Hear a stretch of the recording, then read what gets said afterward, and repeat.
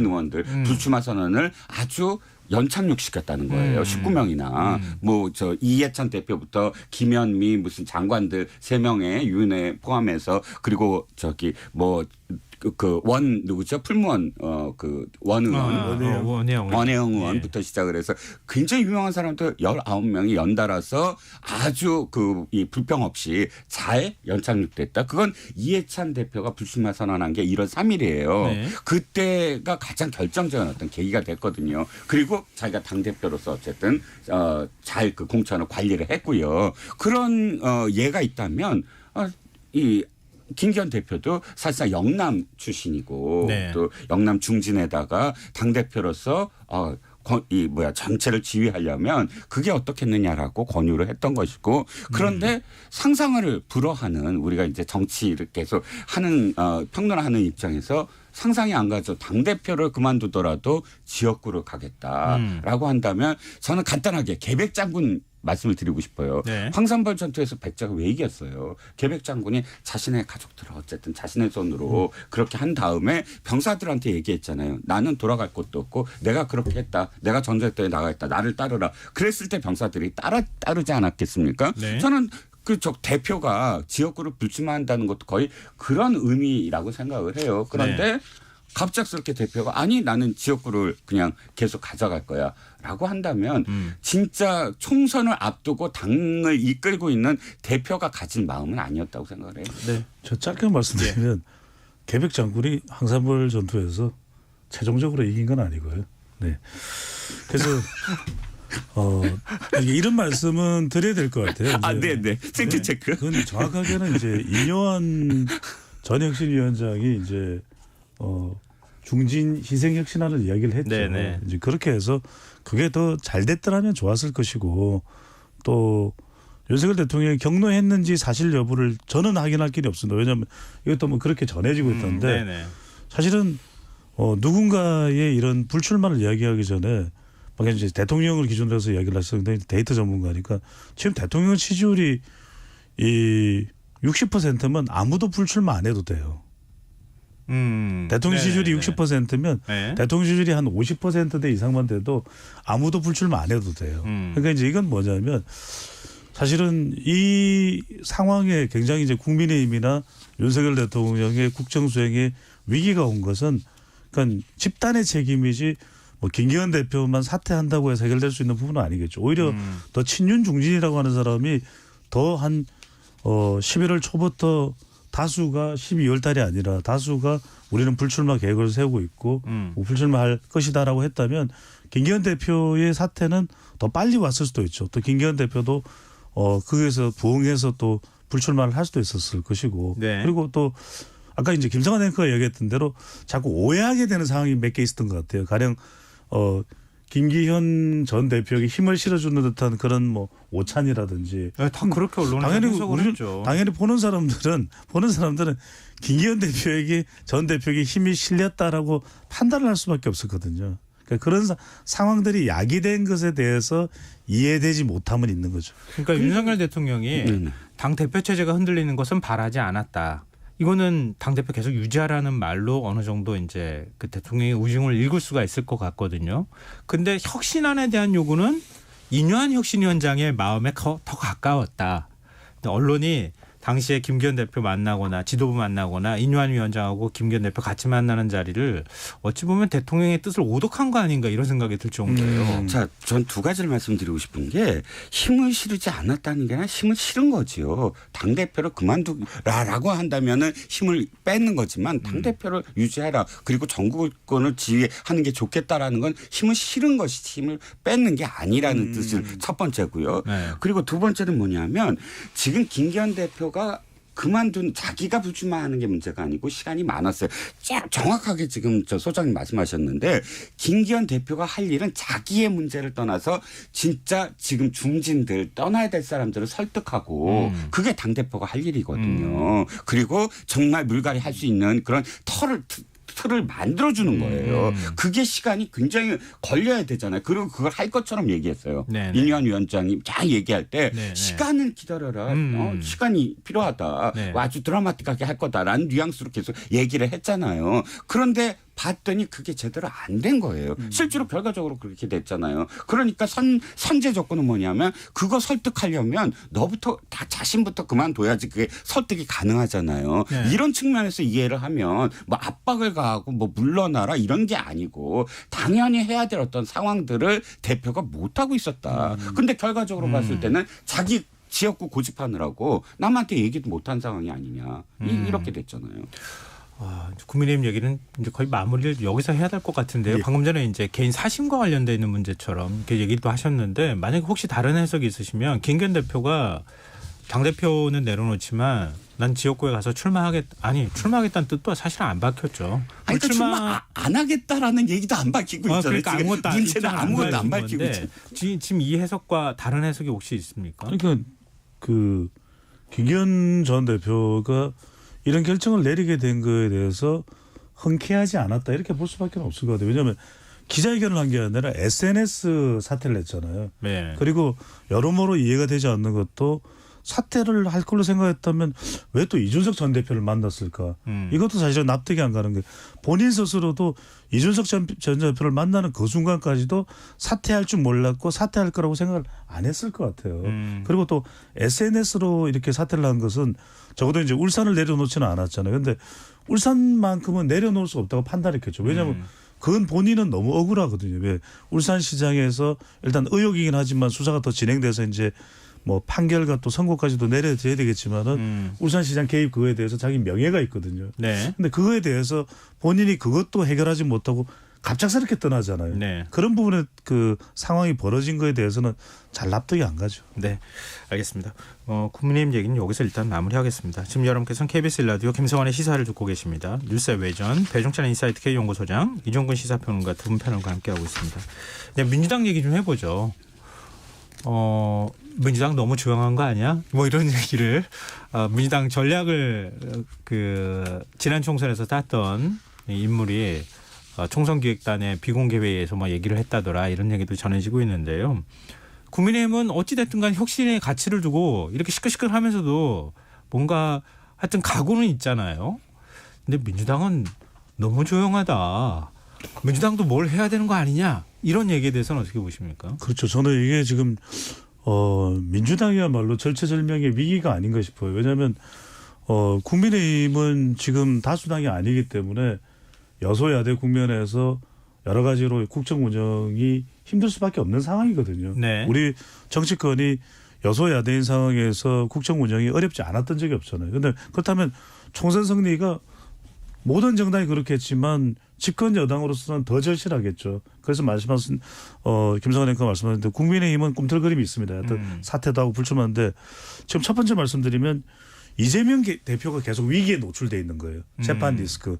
이것 자체가 굉장히 유권자들 특히 이제 중도나 무당층이나 수도권 특히 서울 지역이 더 그렇습니다. 네. 인천 경기보다는 2030 MZ세대 위태로울 수밖에 없다. 두 번째로는 이러한 상황이 계속해서 연쇄적으로 일어나는 게 지금 김용 전 부원장도 그렇지만 백현동과 관련된 김인섭에 대해서도 구형이 내려졌나요? 재판이 나왔나요?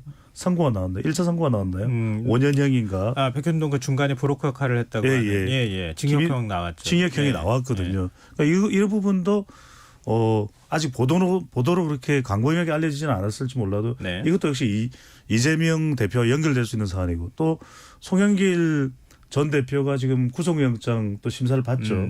이 부분도 있고 또 뭐 코인도 있었고 이게 있고 또 하나는 이제 이낙연 전 대표 리스크입니다. 이낙연 전 대표가 이제 사실상 신당을 가시하게 되면 이것도 어쨌든 간에 수도권에서 실질적으로 지역선거에 나가더라도 그래도 이것도 부담이 되는 부분이거든요.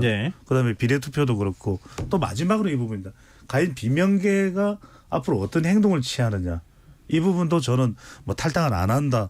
당 내에서 더 이재명 대표에게 민주당의 참모습을 찾아달라고 요구한다지만 이것도 어떻게 될지 모르는 말 그대로 오히려 저는 지금 상황이 국민의힘보다 이미 위기가 다 노출되어 있는 국민의힘 또 대통령과의 관계에 대해서 알고 있는 것과는 다르게 과연 민주당이 이 위기는 어떻게 극복할 수 있을까 더 위기라고 봐야 돼요. 그러니까 오히려 늘상 존재하는 위기라고 할 수 있는 사법 리스크가 너무 지나치게 부각돼 있고 사법 리스크가 오히려 더 이렇게 그 리스크로 인식되지 않기 위해서는 다른 이슈, 혁신의 이슈나 다른 이슈를 갖고 나와야 되는데 그런 게 없다 이렇게 지적을 해주셨어요. 그러니까 문제는 이거예요. 지금 아까 이 공천이라는 건 어차피 이 수혈이 돼야 되고 새로운 피가 수혈이 되려면 기존에 있는 사람이 나가야 되고 기존에 있는 사람이 나가려면 일단 불만이 없어야 되잖아요. 불만이 있으면 분당이 되거나 탈당이 되거나 신당을 차리잖아요. 네. 그럼 어떻게 연착륙시키냐 가장 중요하잖아요.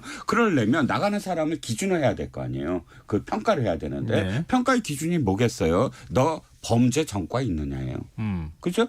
두 번째 뭐죠? 막말 같은 거 했느냐예요. 이런 기준에서 그 객관적인 기준이 될 수 있겠죠. 이재명 대표가 자유롭지 못하다는 거예요. 솔직히 말씀드리면 네. 막말 그랬을 때 아유 형수한테 어떻게 막말했느냐 이 얘기 드림일 테고 음주운전 아니 대표가 지금 음주운전해갖고 벌을 받았는데 그 음주운전 갖고 나를 자를 거야 이런 식으로 전과 사범이 지금 당 대표하고 있어 예를 들자면 이런 식의 어떤 그 기준이 만약에 네. 이렇게 얘기하기 시작하면 그건 한도 끝도 없거든요. 그게 사법 리스크라고 전 생각을 하고요. 두 번째는 뭐냐면 당대표가 좀 이걸 계속 회피하고 있다라는 거예요. 네. 저는 당대표가 아니 난 이렇게 생각한다라고 자기가 진짜 그 비명계하고 얘기도 해야 되고 이랬는데 네. 최근 의총 보세요. 의총에 당대표가 갑자기 불참을 했어요. 그러니까 그때 당시에 뭐 그 통합형 비대위 얘기도 나오고 비명 친명이 막 그 부딪히는데 대표 어디 갔습니까? 기자가 물었더니 임오경 대변인이 저도 모르겠어요. 왜 불참했는지 예. 이렇게 대답을 하더라고요. 예. 그러니까 저는 이재명 대표한테 필요한 건 어쨌든 정면 돌파를 해야 된다. 예. 자꾸 회피하고 기자들이 물었을 때 예. 아 저쪽은 혁신하는데 이쪽은 어떡합니까? 그러는데 아무 말도 없이 그냥 기자들한테 지나가고 이게 마치 자신한테 불리한 거니까 난 회피하겠다. 이런 모습을 보여서는 지금 전투를 앞두고 있는 장수의 모습이 아니다. 그래서 무슨 문제든 내가 정당하다고 생각하면 정당하다고 한 이유를 기자들이 그러니까 국민들한테나 혹은 이 비명계한테 직접적으로 의총 같은 데 피하지 않고 부딪혀야 된다라고 생각을 합니다. 네. 근데 뭐 민주당 비명계에서 지금 통합비대위 얘기하면서 얘기한 것도 뭐 핵심적인 내용은 결국 이재명 대표 사퇴하라. 대표직에서 내려와라. 그리고 통합비대위 꾸려라. 이렇게 얘기하는 거나 다름이 없는 거잖아요. 네. 그리고 사실 이재명 대표 사퇴를 또 언급했던 인물이 이낙연 전 대표 아닙니까? 근데 이낙연 전 대표가 연초를 일종의 이제 신당 창당 시점으로 딱 못 박았어요. 신당 창당 작업이 속도를 내니까 근데 또 희한하게 이낙연 전 대표 쪽과 가깝다고 하는 뭐 그 비명계 의원들은 또 좀 회의적인 반응을 보여요. 참 이게 어떻게 흘러가는지 정확하게 말씀 못할 것 같은데 정치권은 그렇게 움직인다 하더라도 국민은 어떻게 생각하는지 여론조사가 나온 게 있죠. 그걸 변희찬 수장께서 소개를 좀 해줄 수 있을까요? 네. 한국갤럽이 자체적으로 지난 12일부터 14일까지 전국 유권자 1,002명을 대상으로 실시한 조사 결과입니다. 네. 오늘 소개해드리는 모든 조사는 중앙선거여론조사 심의위원회 홈페이지에서 확인 가능하고요. 무선 가상번호 전화면접 조사로 실시된 조사입니다. 이낙연 전 대표가 지금 추진하고 있는 신당 창당에 대해서 물어봤습니다. 네네.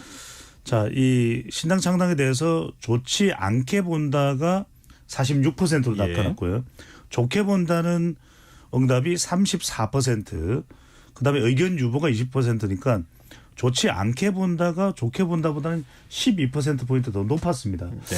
근데 이제 그렇다고 해서 좋지 않게 본다가 압도적인 건 아닙니다. 특히 이제 민주당 지지층 내에서는 부정응답이 71%로 압도적입니다. 이걸 본다면은 네. 최근에 이제 광주 지역의 현역 의원도 이른바 이제 이낙연 전 대표가 가깝다라고 분류되는 인물도 오히려 손살을 치면서 나 관심 없다.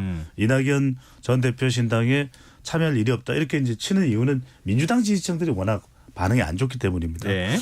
자, 긍정응답이 민주당 지지층에서는 21%에 그쳤고요. 국민의힘 지지자 중에서는 54%가 좋게 본다. 이거는 뭐 예. 이제 경쟁 정당이니까 이제 그렇게 볼 수 있는데 무당층과 중도층이 중요할 거예요. 그럼 예. 대체로 이들을 이낙연 신당이 그럼 흡수를 할 수 있는지 양쪽에 이제 양쪽 의견의 차이가 크지는 않았지만 부정적인 민심이 조금은 더 우세한 결과로 무당층과 중도층에서 나타났는데 무당층의 경우에는 긍정응답 비율이 25%, 부정응답이 37%로 나타났고요. 중도 성향은 이낙연 신당에 대해서 부정적 인식이 46, 긍정이 32%로 나타났습니다. 네. 이 조사는 휴대전화 가상번호를 이용한 전화 면접 방식으로 진행됐다는 말씀도 좀 드리고요. 이거를 해석하는 방식이 정반대더라고요. 저 굉장히 흥미롭게 또 봤는데 예. 이거밖에 안 돼.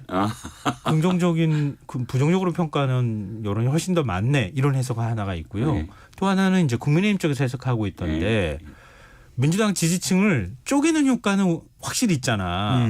이건 우리한테 유리해. 이런 해석을 또 하더라고요. 두 분은 어떻게 보십니까? 제가 짧게만 말씀드리면은 분명히 이제 지역구 내에서의 파괴력은 이낙연 신당의 후보가 당선되는 건 만만치 않을 거예요. 간단치 않을 거예요. 물론 단은 내리거나 예단할 수는 없습니다. 하지만 수도권에서는 다른 지역에 비하면 중도층이나 무당층이 많은 편이거든요. 네네. 젊은 세대의 비율도. 그러면 여기서 박빙 승부를 벌이는데 그래도 이낙연 신당의 후보가 민주당 지지층의 표를 조금이라도 더 가져갈 거 아니겠습니까? 국민의힘보다는. 네. 그러면 이 부분이 박빙 승부에서는 민주당 후보에게는 좀 부담스러운 거죠. 네. 그러니까 호남에서 이낙연 신당 후보가 당선될 가능성은 크지는 않을 수 있겠지만 네. 지금의 더불어민주당 지지층의 반응을 보면 하지만 수도권에서는 초박빙 경합 지역에서 네. 민주당의 표를 가져갈 수 있다는 점에서 민주당은 상당히 부담스러울 수가 있는 겁니다. 네. 자, 두 가지 점이라고 생각해요. 한 가지는 뭐냐면 지금 신당과 관련돼서 세 사람이 공통점이 있어요. 이준석, 이낙연, 유호정. 당은 다르지만 네. 공통점이 뭐냐면 당을 떠나지 않고 그 당에서 신당 얘기를 계속하는 사람들. 저는 그건 그 유권자들이 보거나 그 당원들이 봤을 때 이게 말이 돼? 차라리 딱 떨쳐나가서 그 다리 자르고 나는 이렇게 절박하다라고 호소하지도 않고 그 당의 당원으로 계속 남아갖고 신당을 언제 차린대 만에 여기에 대한 어쨌든 아직 이 불만. 두 번째는 뭐냐면 이낙연 대표가 지금 신당을 제대로 차리려면 자기의 무엇인가의 베이스 캠프가 확실히 잘 지지해야 돼요. 네. 예를 들자면 세대 근데 나이가 너무 많잖아. 솔직히 말씀드리면 고령이잖아요. 네. 젊은 세대 흡수 못 돼요. 그리고 그럼 세대 갈등 안 되지. 계층 갈등 안 되지. 지역이에요. 어차피 그럼 광주 전남에서 이 어떤 일정 정도는 뭐가 나와야 이낙연 베이스 캠프는 이렇게 짜여져 있구나 하고 몸을 담을 수가 있거든요. 네. 말씀하셨지 광주 전남 지지율이 안 나오면 이낙연 대표의 신당은 추진력이 없어요. 이 두 가지가 결정적으로 문제가 있다는 겁니다. 그런데 제가 좀 짧게만 말씀드리면 이낙연 전 대표가 엄중낙연이라고 할 정도로 사실은 그렇게 과감하게 선을 넘을 정도의 발언을 굉장히 조심스러워하는 인물이잖아요. 그런데 최근에 발언을 보면은 우리가 봐왔던 이낙연 전 대표의 발언 수위를 넘는다 이런 얘기를 하잖아요. 이건 어디까지는 제가 이제 그 관계자로부터 들은 이야기인데 이낙연 전 대표와 가까운 분이 하는 이야기를 이건 당을 만들어서 총선까지 가겠다는 게 아니라 대선까지도 생각하고 있다는 거예요. 그러면 어느 정도 이해가 돼요. 그래서 다음번 대선이 나한테 마지막 도전일 것이다. 그래서 한다는 거죠. 이낙연 전 대표는 총선도 총선이지만 내 목소리를 내겠지만 이렇게 쭉 사람들을 모아서 대선까지도 생각하겠다는 구상이라고 합니다. 그렇군요. 아니 김기현 대표 사퇴할 때도 그렇고 이준석 전 대표 만나는 과정에서도 그렇고요. 야, 이거 정치평론은 멋지게 하면 안 되는 거구나. 그리고 예상이 틀리는구나. 이런 생각을 굉장히 절감하면서 조심조심해야 되겠다는 생각을 요즘 많이 하고 있습니다. 꺼진 불도 다시 보자. 그럼에도 불구하고 모든 것을 포용